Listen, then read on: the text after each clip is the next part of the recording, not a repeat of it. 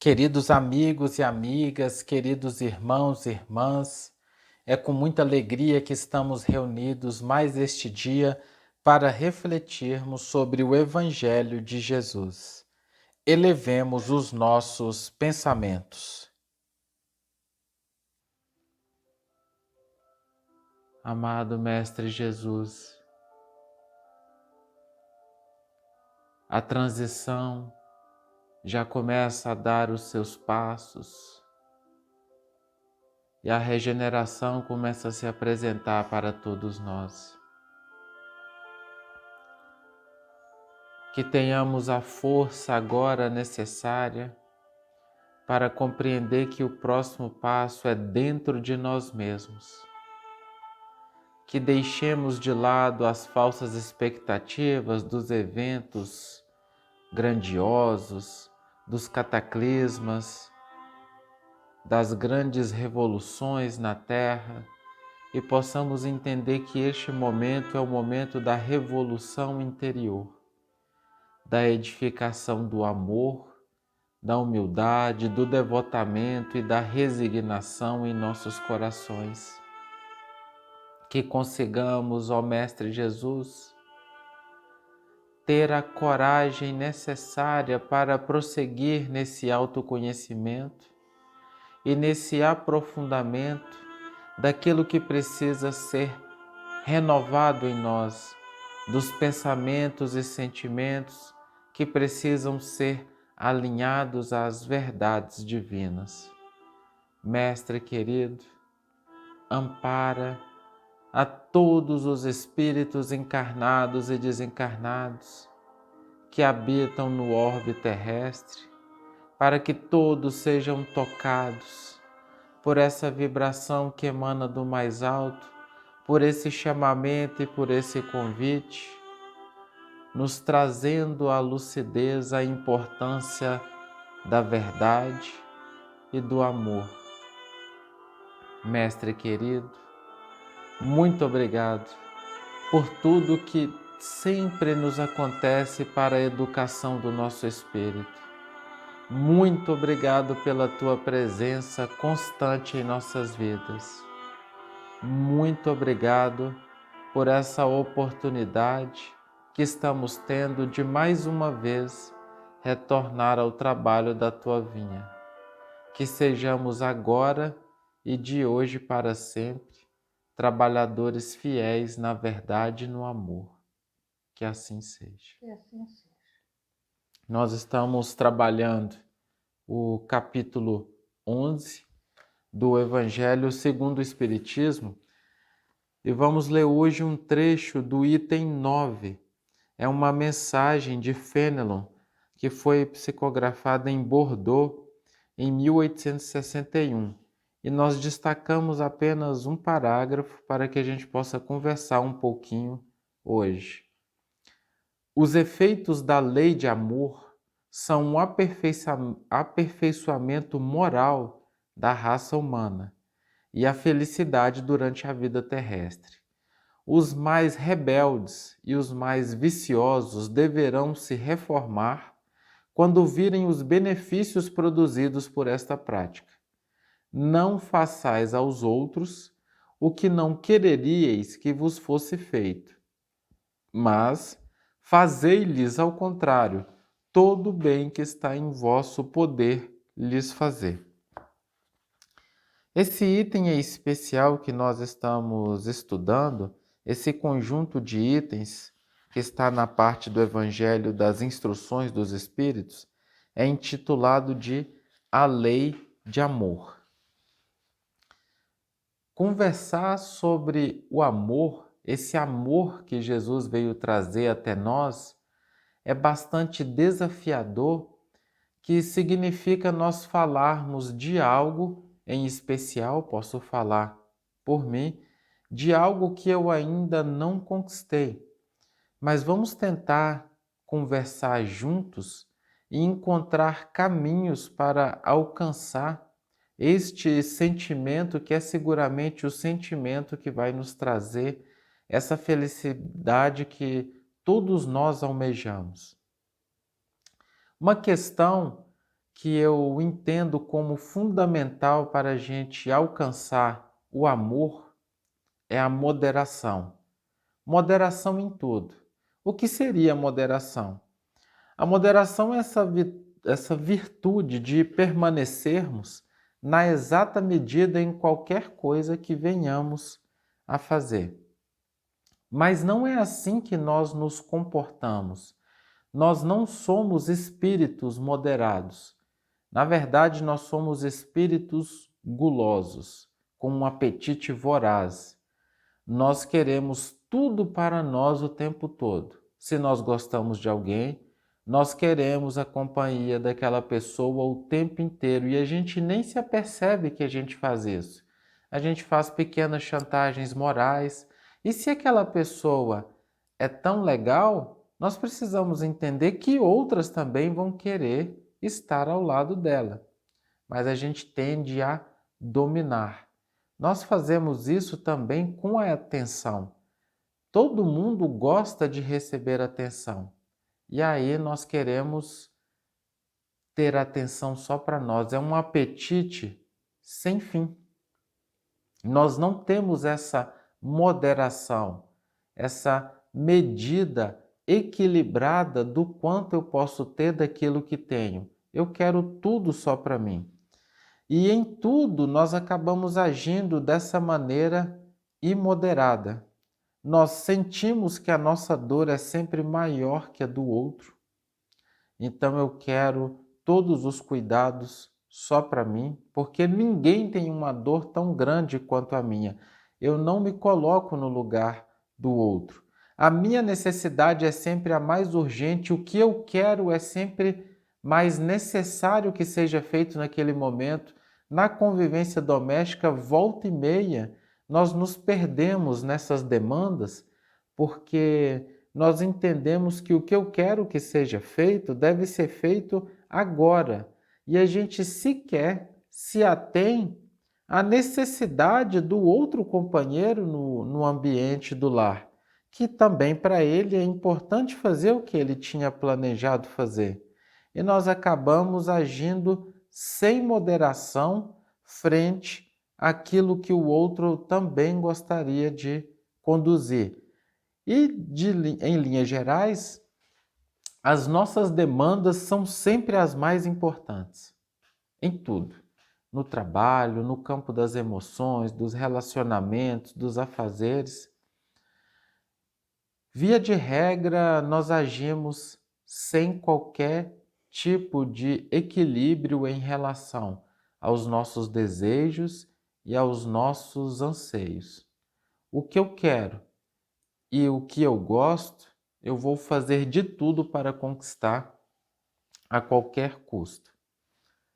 Isso é exatamente o que contraria a lei de amor, porque a lei de amor é uma lei de moderação. É uma lei que nos convida a encontrarmos a virtude do equilíbrio, e mais do que isso, é uma lei que nos convida a dar mais importância à demanda, à necessidade do outro do que a nós mesmos. A lei de amor é uma lei de servir, dar de si, no limite das nossas forças e das nossas capacidades. É a conquista do trabalhar pelo outro integralmente, por amor. Nós precisamos entender, como nos é colocado na oração ensinada por Jesus, que o Pai é nosso. Nós já começamos a oração assim, Pai Nosso. E qual a importância disso? A importância dessa primeira frase na oração é o indicativo de que somos todos filhos do mesmo Pai. E entre irmãos não pode haver distinção de amor, essa distinção que nós fazemos. Ninguém é menos filho de Deus do que ninguém. É necessário que tenhamos essa compreensão. Nenhum de nós é mais ou menos importante do que ninguém. Sentir que o outro é meu irmão é o primeiro passo e um passo fundamental para estruturar esse amor que Jesus veio trazer até nós, porque eu passo a compreender essa fraternidade. Eu passo a entender que eu não posso excluir ninguém da minha vida e nem me colocar acima do que ninguém, porque somos todos irmãos, todos filhos do mesmo Pai. E por sermos filhos de um mesmo Pai, Ele nos ama em igualdade. Se nós, que somos seres imperfeitos, espíritos em evolução, damos o melhor de nós para os nossos filhos, na maioria das situações, porque sabemos que existem conflitos e injunções encarnatórias, onde renascem nas famílias inimigos, sendo uma oportunidade para reconstruir esses laços de amor. Mas comumente nós recebemos dos nossos pais uma dedicação exemplar. E mesmo que tenhamos outros irmãos, os nossos pais se dedicam, via de regra, em igualdade para todos os filhos. E é assim que funciona. Agora imagina Deus, Jesus, espíritos que têm uma evolução muito além do que a gente até é capaz de tentar imaginar ou alcançar. Imagina o afeto que Dr. Bezerra, o professor Eurípides, o amor que ele não tem por cada um de nós. Eles não fazem essa distinção. Por exemplo, imaginemos um filho nosso, terreno, que mentiu, um filho que roubou. Nós vamos colocar ele para fora de casa? Já que você mentiu, eu não te amo mais. Um filho nosso que passou a usar drogas, estava vendendo drogas e foi preso e agora está num presídio. Nós vamos deixar de visitá-lo? E agora a gente não quer mais saber dele? Provavelmente nós não vamos expulsá-lo da nossa vida e do nosso afeto. Na verdade, nós vamos nos compadecer e vamos fazer o nosso esforço máximo para educá-lo. Tudo que a gente puder fazer. Nós temos um exemplo muito significativo na história, que foi todo o esforço que Santa Mônica fez para educar Santo Agostinho. Então ela se compadecia profundamente e orou por décadas para que o filho pudesse se encontrar. E o fato é que o filho se encontrou e se tornou essa referência de reforma moral, de transformação interior para todos nós. E é dessa maneira que nós devemos nos enxergar. Somos todos filhos de Deus. Precisamos parar com esse movimento de quando alguém erra, eu excluo ele da minha vida, porque é assim que ainda agimos. E mais do que isso, eu só decido dar o melhor de mim para o outro se o outro for perfeito, bom e fizer tudo o que eu quero. O amor é uma decisão do espírito e é uma escolha interior. Não está condicionada ao que o outro faz. Eu simplesmente dou de mim. Mas a nossa tendência é de só dar o nosso melhor se o outro atender algumas demandas e necessidades que nós queremos. Então passa a ser esse relacionamento cheio de condicionantes. É justamente esse sentimento de querer bem, de querer o bem, melhor dizendo, de querer o bem e a verdade para o nosso irmão em espírito, de querer que ele cresça e evolua em espírito, é exatamente isso que se configura como o amor. E nós podemos vivenciar esse amor em tudo. Pode ser na cozinha, ao fazer o alimento, quando eu quero o melhor para aqueles que vão consumir aquela comida. No trabalho, cortando uma grama, corrigindo uma prova de um aluno, dirigindo um carro. essa vibração, esse movimento de querer sempre estar na verdade, de querer o bem para todos que me cercam, isso que vai estruturando esse amor e que eu vou envolvendo a todos nessa vibração. O amor é uma decisão individual do espírito. Nós precisamos entender que o amor não é uma condicionante do outro. O amor é o que sou. O amor é uma autonomia do espírito. Eu decido ser assim. Quem ama é livre. Somente quem ama é livre. Só aquele que sublimou os sentimentos ao ápice do amor que goza de plena liberdade e paz. Aquele espírito que ainda alimenta prazeres mórbidos e gravita no campo da inveja, do ciúme, do orgulho, da vaidade, do egoísmo, esse espírito é um escravo passivo, totalmente dependente, porque ele reage a tudo e a todos. Aquele indivíduo que é reativo, ele não tem controle sobre si. São os outros quem o comandam e definem suas atitudes. Pensem junto com a gente. Se gritam, eu também grito. Se agridem, eu também vou agredir. Sob a justificativa, não posso levar desaforo para casa. Quem é fulano para falar assim comigo? Preciso manter a minha honra. É aquele indivíduo que só trata bem os outros se os outros o tratarem bem. Dentro de todo esse cenário, então, a gente precisa fazer uma pergunta muito profunda. Quem eu sou?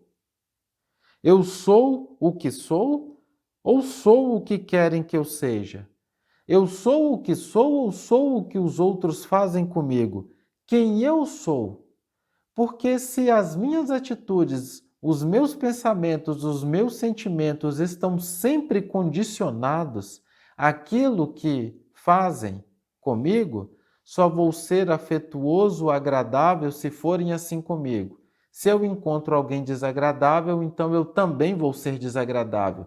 Se eu encontro alguém indiferente, eu também vou ser indiferente. Quem eu sou? Olha o nível da escravidão no qual nós estamos inseridos. Nós permitimos que os outros definam aquilo que somos. O amor é o caminho que liberta. Para sair desses grilhões e dessas correntes da falta de autonomia e de sujeitar as nossas atitudes, pensamentos e sentimentos àquilo que o outro é, nós precisamos amar.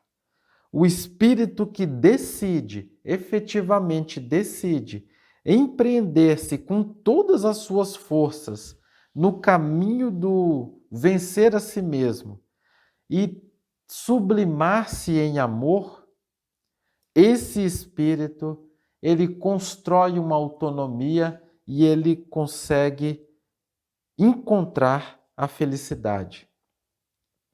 Porque ele encontra-se consigo mesmo, ele passa a ser senhor de si, ele quem decide o que fazer. A conduta do outro é indiferente perante aquilo que ele sente, pensa e faz.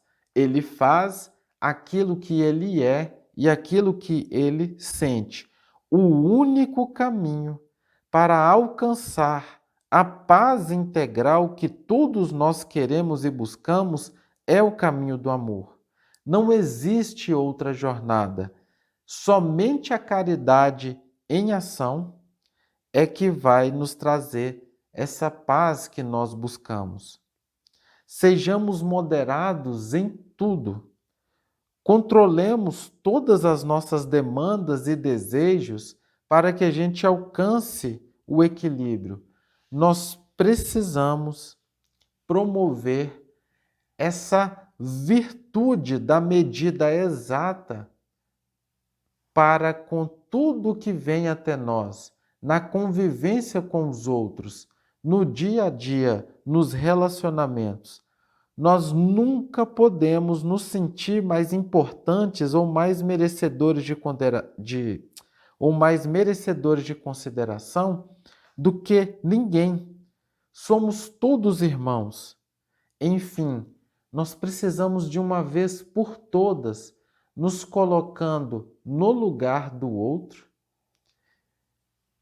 vivenciando esse equilíbrio do caminho do meio, nem o 8, nem o 80, mas o 40, nós precisamos em tudo e para com todos vivenciar tudo aquilo que gostaríamos que fosse feito a nós. Quando nós efetivamente começarmos a caminhar nesse sentido, nós estaremos iniciando a vivência do amor. Como nos lembramos de Jesus nos dias de hoje? Temos tempo para refletirmos nos ensinos inovidáveis deste Mestre que veio à Terra para nos ensinar a amar? Será que as necessidades materiais se sobrepõem às necessidades espirituais? Será que ainda conseguimos nos lembrar que somos seres espirituais vivenciando uma experiência material? Em face da correria do mundo moderno, em busca do ter e não do ser, vemos fugas espetaculares, seja no consumo do álcool, da droga, do cigarro. Além disto, vemos nos dias de hoje a fuga de tantos pelo suicídio, ou no aborto, como na França, que acaba de legalizar o aborto, esse crime hediondo até os 9 meses de gravidez. A eutanásia é existente em tantos lugares, assim como a pena de morte. No entanto, todos são hediondos conforme os estatutos divinos. Vemos também o abuso tornado tantas vezes em forma de cultos estranhos, tirando à população ingênua, muitas vezes, o dinheiro para a sobrevivência. O que então verificar no comportamento das altas entidades governamentais com total desrespeito à população que deveriam governar com honradez e seriedade? O que vemos, infelizmente, são demonstrações de loucura coletiva, anestesiados pela mídia, totalmente descomprometida com a moral. Mas há também organizações nos dias de hoje que procuram resgatar o amparo à criança, aos velhos, às mulheres, à fauna e flora, à água e à natureza em geral. São missionários do amor, da fraternidade, buscando a renovação e a paz. Chegam também à Terra inúmeros missionários que advêm de mundos mais felizes para proporcionarem uma renovação do orbe terrestre neste grande momento de transição. E o que é esperado de nós que nos encontramos encarnados neste momento? Devemos fazer uma releitura dos ensinamentos trazidos por Jesus há 20 séculos. Mas não basta tão somente o conhecimento. Faz-se imprescindível que despertemos o sentimento do amor que Jesus, na sua peregrinação pela Palestina, buscou demonstrar em todos os seus gestos, palavras e principalmente pelo olhar amoroso que magnetizava a todos os que com ele se encontravam. Diz-nos Amélia Rodrigues, na sua obra A Mensagem do Amor Imortal. O amor era conhecido na antiguidade por tratar-se de uma conquista espiritual de alto significado, que somente alguns missionários então o possuíam, porque a população em geral o desconhecia. O amor nessa época, era fruto dos interesses sórdidos, das paixões sexuais, do protecionismo aos membros do clã, em detrimento de todas as demais criaturas, todo feito de egoísmo e de volúpia. Ninguém, porém, como ele amou. Não lhe bastava o amor, mas também o perdão ao inimigo, bem como o esforço para fazer-lhe todo o bem, na razão inversa do mal recebido. No seu sermão, com uma entonação de ternura, exclamou: tendes ouvido o que foi dito, amarás ao teu próximo e aborrecerás o teu inimigo. Eu, porém, vos digo, amai aos vossos inimigos, orai pelos que vos perseguem, para que vos torneis filhos do vosso Pai que está nos céus, porque ele faz nascer o seu sol sobre os maus e bons, e vir chuvas sobre justos e injustos. Pois se amardes aos que vos amam, que recompensa tendes? Não fazem os publicanos a mesma coisa? Se saudades somente aos vossos irmãos, que fazeis de especial? Não fazem os gentios também o mesmo? Sede vós, pois, perfeitos como o vosso Pai é perfeito. Os ouvintes não podiam imaginar, naquele momento, a revolução que ele propunha nesse discurso.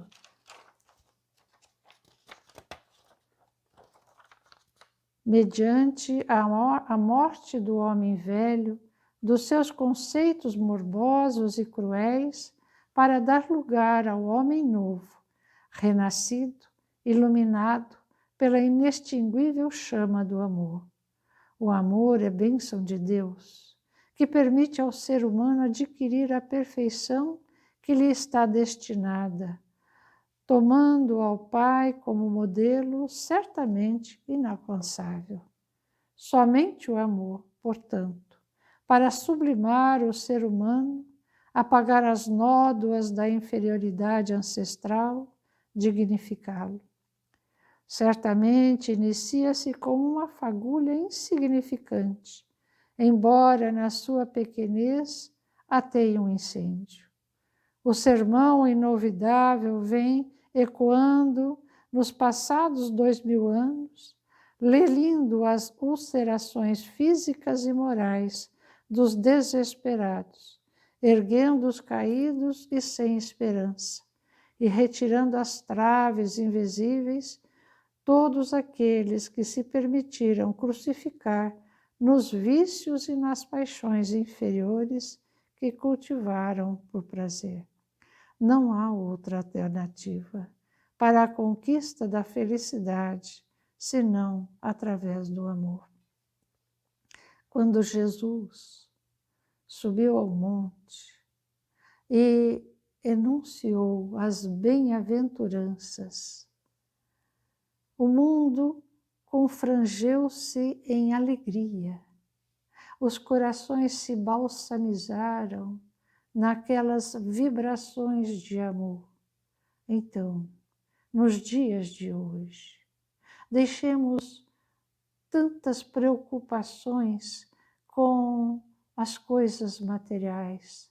Deixemos de lado as desavenças entre os familiares, entre os amigos, entre a sociedade. Deixemos de lado tudo que nos prende à terra das ilusões e olhemos as estrelas, os mundos felizes que nos convidam incessantemente, tão somente a amar.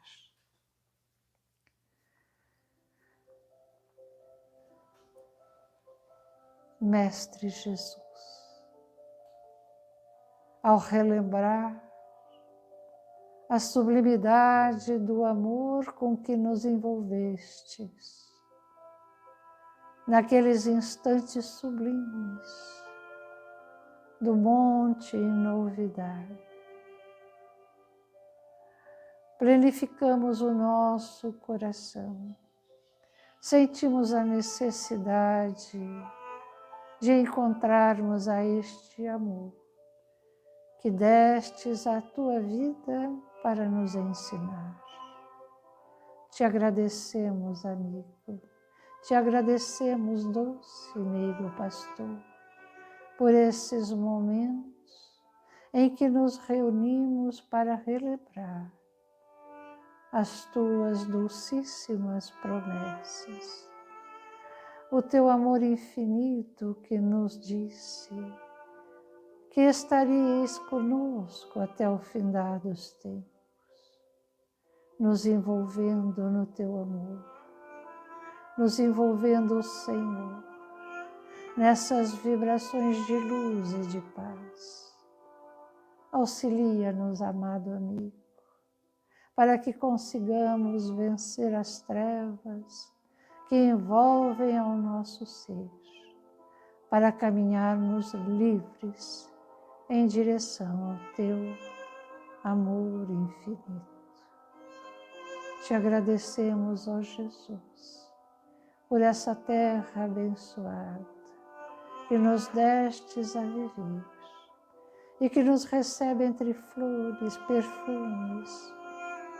Te agradecemos, Senhor, pela companhia de todos os nossos irmãos, de todos os reinos, para que todos juntos, nos abraçando, possamos caminhar em direção a vós.